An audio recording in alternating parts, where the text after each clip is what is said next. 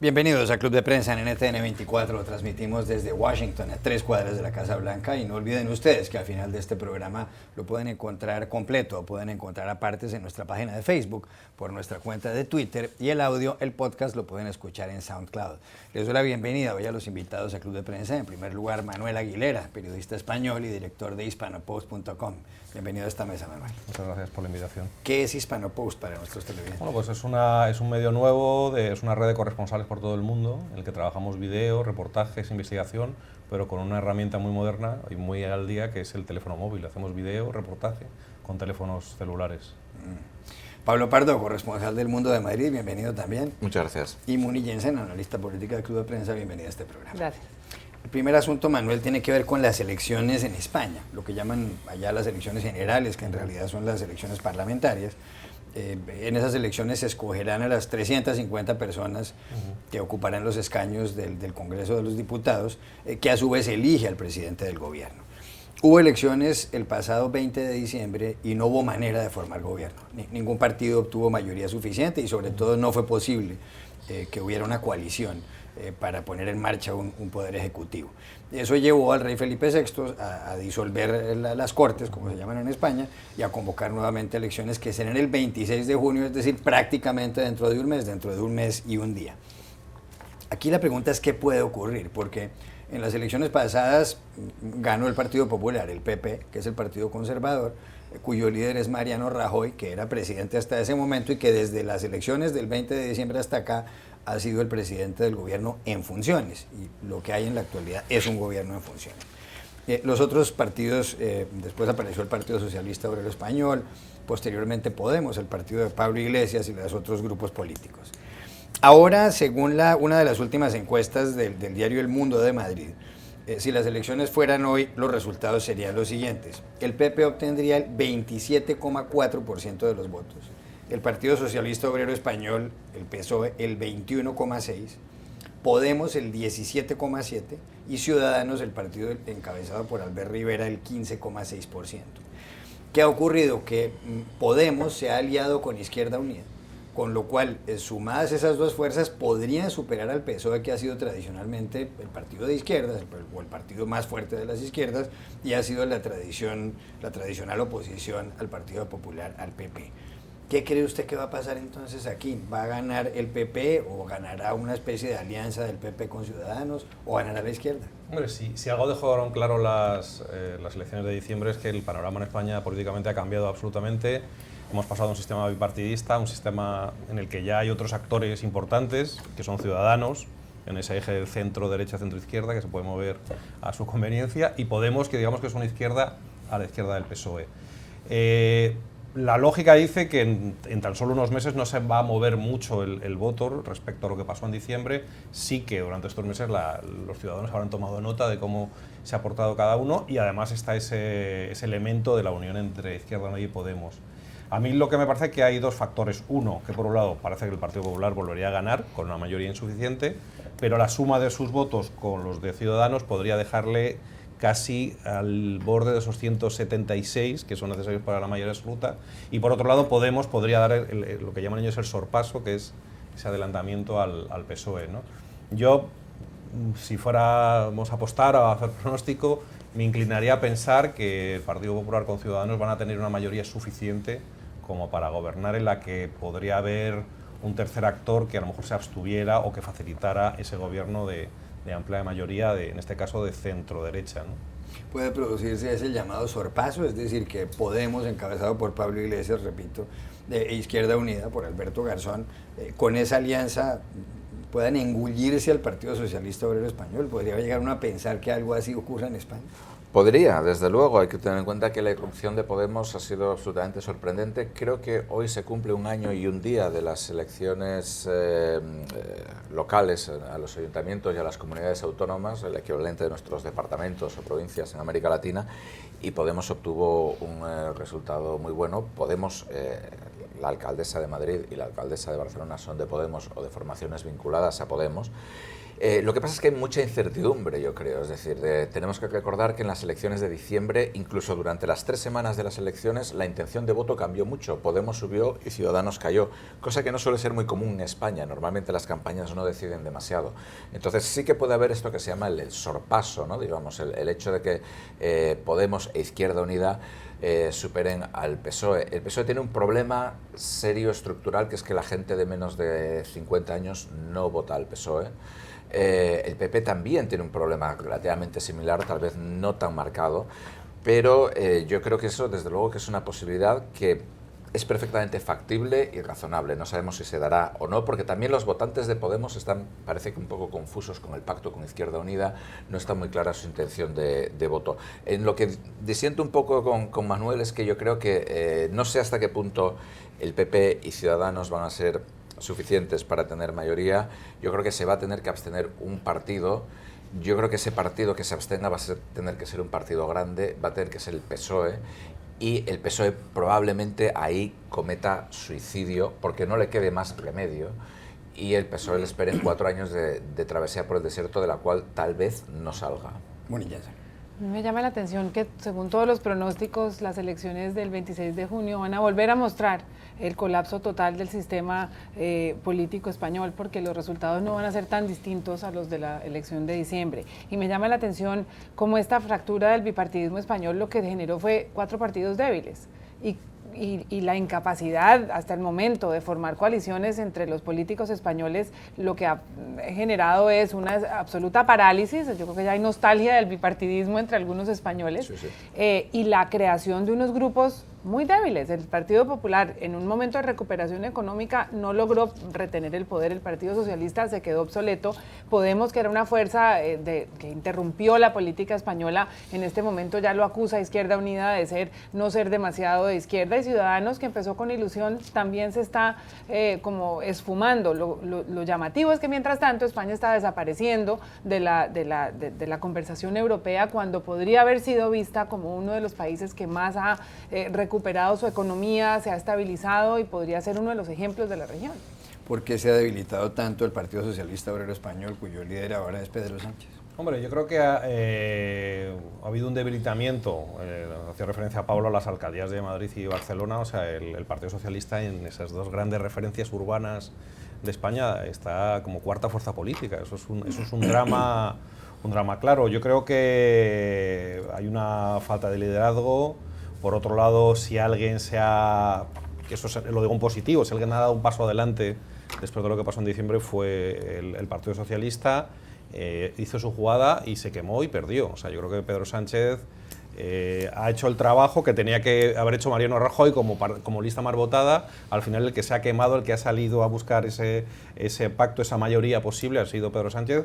Y bueno, él mismo lo dijo el otro día, él no ve factible un pacto con Podemos, con lo cual está en una situación muy, muy complicada, ¿no? Pablo.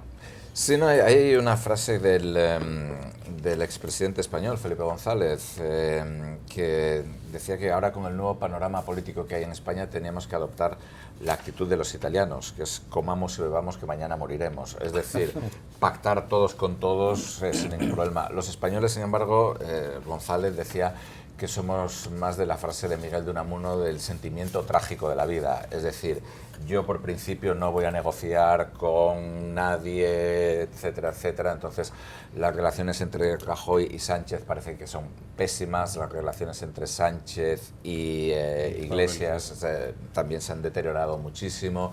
Hay casi como una especie de visceralidad muy ibérica, y que bueno, que tal vez en América Latina algunos puedan entender, que es como: yo con ese señor no me siento, aunque no haya gobierno, vamos. Cambio de asunto, y aquí les quiero pedir una opinión sobre un fenómeno que está ocurriendo en Europa. Hubo elecciones presidenciales el domingo en Austria, un país que está en el centro de Europa, que tiene algo menos de 9 millones de habitantes, y según lo ha reflejado la revista The Economist, el resumen de la situación es la siguiente. Dice The Economist: el lunes pasado, se refiere a que ese fue el día en que se conocieron los resultados, Europa estuvo a solo 31.000 votos de haber elegido al primer jefe de Estado ultraderechista desde 1945, es decir, desde cuando fue derrotado el nazismo de Adolfo Hitler. ¿Y qué fue lo que ocurrió? Que en esa vuelta definitiva electoral perdió el señor Norbert Hofer, un hombre del Partido por la Libertad, partido fundado por antiguos nazis, perdió con el 49,7% de los votos, estuvo a punto de conseguir la mitad de la votación. Y lo derrotó Alexander Baden-Bellen, del Partido Verde, un hombre que es ambientalista.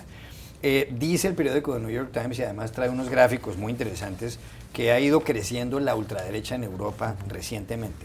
Y da algunos ejemplos. En Polonia, las elecciones parlamentarias en el año 2015 vieron cómo el Partido de la Ley y la Justicia, que es un partido de ultraderecha, logró el 39% de los votos. En Hungría, el partido de Viktor Orbán ha ganado las 2 últimas elecciones parlamentarias. En Suecia, los supremacistas blancos lograron el 13% de los votos en 2014 y fueron creciendo. Un fenómeno parecido ha ocurrido en Grecia con el Amanecer Dorado. En Francia, el Frente Nacional de la familia Le Pen, ahora encabezado por Marine Le Pen, un partido fundado en 1972, también por antiguos colaboracionistas con el régimen nazi, obtuvo el 27% de los votos en la primera vuelta de unas elecciones regionales. En Alemania, la alternativa para Alemania tiene entre el 10 y el 12% según las encuestas. ¿Por qué pasa esto? Sobre todo en un continente donde hubo 50 millones de muertos después del nazismo. Pero yo creo que hay varios factores. Hay un descontento con la economía, hay un descontento con, como lo que estábamos hablando de España, con siempre los dos grandes partidos, derecha e izquierda, que han sustentado los sistemas. También hay una crisis hacia esas dos opciones. Hay un descontento o una división muy fuerte sobre cuáles son las políticas migratorias a seguir. Y bueno, eso está llevando a la irrupción de estos grupos que se forman en torno a clases trabajadoras descontentas que con la economía, con la falta de empleo, con la falta de oportunidades, y que en este caso lo achacan a la irrupción, la llegada masiva de inmigrantes, ¿no? Así lo hizo el Frente Nacional en Francia, así lo ha hecho la extrema derecha en Alemania y así lo está haciendo en esos países, ¿no? España en el mapa de Europa es la excepción. Es un país en donde no ha crecido demasiado la ultraderecha, o por lo menos no se ha formado, y es curioso por qué esa excepción. En Italia y en Grecia tienen unas participaciones importantes los partidos de ultraderecha del 4, del 7%, pero lo más llamativo es que en aquellos países donde el socialismo ha funcionado, ha sido un modelo exitoso, es donde más están creciendo estos modelos, y me refiero a Finlandia con un 18% de participación, en Suecia 13%, Dinamarca 21%, Suiza 28%, es donde uno pensaría que el modelo de centro-izquierda ha sido más exitoso y ha sido un modelo mundial. Eso claramente tiene una causa grande, que es la crisis del euro, pero también el tema migratorio, la reaparición de la xenofobia, del movimiento antiinmigrante han realmente hecho crecer estos movimientos muchísimo. Sí, bueno, en primer lugar, a mí el Economist siempre me gusta mucho porque el UKIP, el partido de ultraderecha de Gran Bretaña, al parecer no cualifica como partido de ultraderecha a los demás. El hecho de que el Economist sea británico y ellos consideren que son una especie diferente probablemente tenga algo que ver con esto. Pero sí, vamos, yo creo que es, por un lado es una muestra de la desintegración de los grandes partidos de la que hablábamos antes. Es decir, de hecho, por ejemplo, en Austria han sido los verdes contra la ultraderecha. Es decir, también hay que tener en cuenta que digamos, la ultraderecha ha estado presente durante bastante tiempo. Recordemos Kurt Waldheim, secretario general de la ONU. Sí. Exactamente, y canciller austriaco en los años 80. Y que no es un fenómeno nuevo. Le Pen ya estuvo a punto de ganar en el año 2002, fue necesaria una especie de movilización de todos los partidos en su contra. También es cierto que al otro lado del Atlántico aquí tenemos pues un señor que ha dicho que 11 millones de inmigrantes ilegales son asesinos, violadores y algunos, creo, buenas personas, y que cuenta además con el apoyo del Ku Klux Klan. Señor Donald Trump, de quien no hemos hablado hoy. De quien no hemos hablado. Tú has mencionado su nombre. Yo creo que el auge de los partidos de extrema derecha, o de los partidos, digamos, antisistema en general, populistas, en España tenemos Podemos, en Grecia tienen Syriza, de los partidos nacionalistas. De hecho, el Partido Republicano podría ser considerado en gran medida un partido de ultraderecha, pero también un partido nacionalista. Ahora mismo es prácticamente América primero de todo, ¿no? Se vienen mucho en casos en crisis en las que hay mucha desigualdad, en las cuales, digamos, la gente percibe que les han estafado, ¿no? Es como en España había un chiste de un caricaturista del País, del Roto, que salían dos personas diciendo, y uno le decía al otro, a mí nadie me había dicho que había estado viviendo por encima de mis posibilidades. Es decir, entonces, digamos, la gente se revuelve contra lo que ellos perciben las élites, y este tipo de respuestas básicas y respuestas simples, que además son respuestas siempre muy focalizadas y normalmente con, digamos, el culpable tiene nombre y apellidos, sí, y el culpable es la persona que viene de fuera, etcétera. Tienen siempre mucha oportunidad para salir. Yo creo que es en gran medida un fallo de los partidos tradicionales. Pero la palabra antisistema lo que se convirtió fue en un eufemismo que volvió socialmente aceptable la xenofobia y la paranoia, y entonces ahora se disfrazan de antisistema y de protección a los ciudadanos, las personas que son excluyentes. El otro día Rejón, que es uno de los líderes de Podemos en España, decía en una entrevista con El Mundo que hay un hilo conductor o un hilo en común entre Podemos en España y el Frente Nacional en Francia. Ese hilo conductor al que se refería, que luego fue muy destacado en el titular, a lo mejor un poco fuera de contexto incluido, pero a lo que se refiere es que ambos están reflejando el descontento de la población, unos hacia un extremismo más a la izquierda y los otros en un extremismo más a la derecha. ¿Por qué en España no hay ultraderecha?